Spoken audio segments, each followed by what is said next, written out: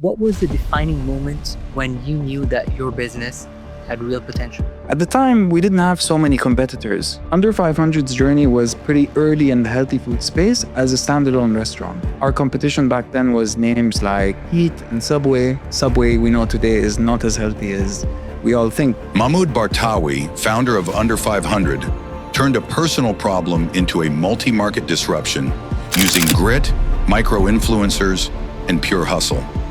He didn't just build a healthy food brand, he built a movement.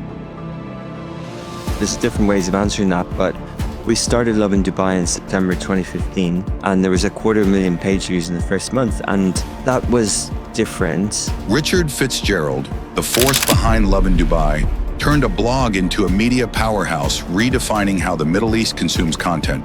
He walked away from the corporate spotlight to build something of his own, armed with nothing but a vision. Were you starting from the perspective of, I'm gonna dip my toes in the water and see if this works? Or were you starting with a high conviction bet inside saying that, you know what, I know this now? I felt that from the start, but I didn't know how it would work. Under Augustus Media, we didn't get revenue at the start, so I started running around with my phone just to pay the bills. Honestly, I created my brand for me. If you are the consumer in your company, you're never going to give up because you're looking for that solution. You know, if your money runs out, you're willing to do things that don't have to do with money, those sleepless nights. You know, now we're looking at buybacks and treasury shares and all sorts of stuff. You know, last year we did $12 million and 2.5 million EBITDA.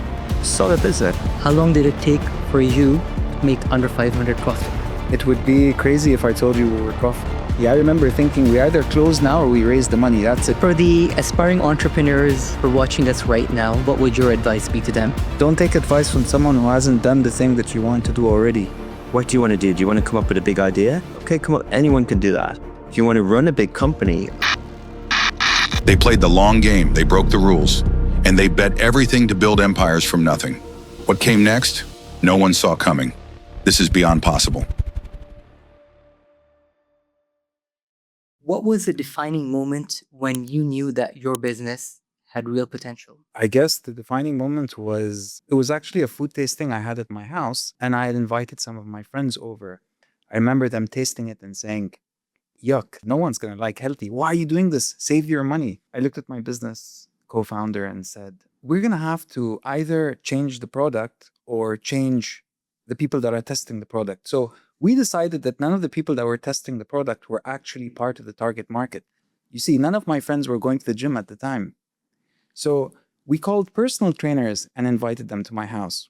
And then we did the food tasting again. One of them said, wow, this tastes so much better than a meal plan. All the personal trainers back then were on meal plans. And to them, this was, you know, if you look at a funnel and a bottom of the funnel is a meal plan where you need a long-term commitment to be able to get healthy. Here, under 500 was just the top of the funnel where you could have one meal to become healthy. So those personal trainers took each meal, tried it, and said, wow, if I can order this on my own, this can be my cheat meal. And Under 500 started as a healthy food brand that would serve personal trainers and people that were into healthy that just wanted the top of the funnel experience one time without having to go into a full meal plan. At the time, we didn't have so many competitors. So Under 500's journey was pretty early in the healthy food space as a standalone restaurant. Our competition back then was names like Heat and Subway. Subway, we know today, is not as healthy as we all think. But back then, that was the trending healthy food brand. And, you know, we basically had to get food that was tastier and better than the competition. I remember sitting down in Heat restaurant one day, trying the food and saying, you know, let me try to franchise this brand.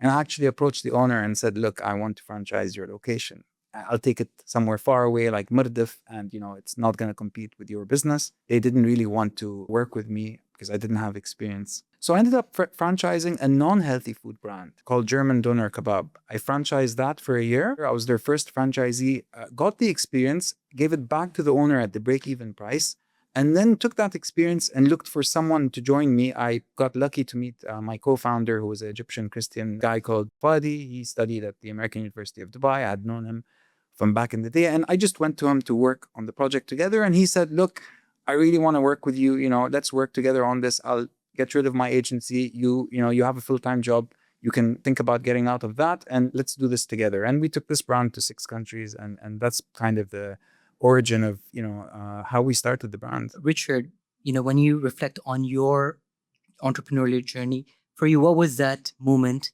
when you really felt like, this is something which has potential? We started Lovin Dubai in September 2015, and there was 250,000 page views in the first month. And that was different than a normal blog that I would have done before.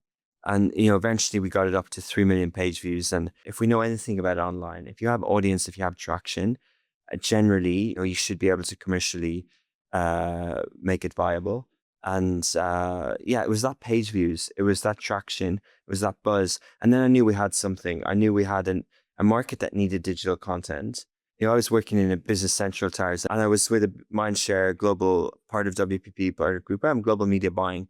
And I wasn't passionate about the food industry or lifestyle or celebrity content or news. It wasn't my thing. Like, I'm more like sports content or business content. But I asked them, is this space, would Lovin Dubai work? And they were telling me on their media plans that no, it's saturated. You've got loads of lifestyle brands. You've got Time Out, What's On, Stylist, Shortlisted just launched.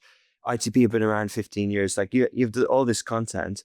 And I was like, yeah, but they're not online. And they're like, oh, they are. I'm like, no, they're not. I counted how many digital posts they did a week, and it was 10. We did 10 a day from day one, and we haven't stopped. 10 years later, like literally we haven't stopped. We do minimum 14 hours a day, 7 days a week. And now we have 22 Lovin cities across the region and 13 Smashi verticals. So we weren't reinventing anything, but when the ingredients worked, when the language, the location, the name, and the content worked, that's when I felt there was something there. The challenge then came to how to turn it into business. And that took guts of 2 more years, really, of trying to get that fit and persuade the market of this new branded content unit and where the budgets were coming from, educate the audience. And that was another challenge. That happened once the revenue really sort of was compounding.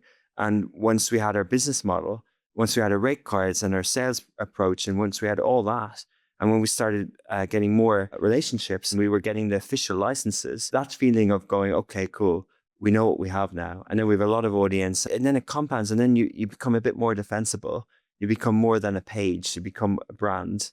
And I guess that early feeling though, of the audience and the traction and the comments and the engagement, I knew there was something there. Were you starting from the perspective of, I'm going to dip my toes in the water and see if this works? Or were you starting with a high conviction bet inside saying that, you know what, I know this is going to happen? I felt that from the start, but I didn't know how it would work. I wrote down at the time Augustus Media to become the modern media company of choice in the Middle East and North Africa. But I was taking different bets and still pivoting on stuff like that. But there was a conviction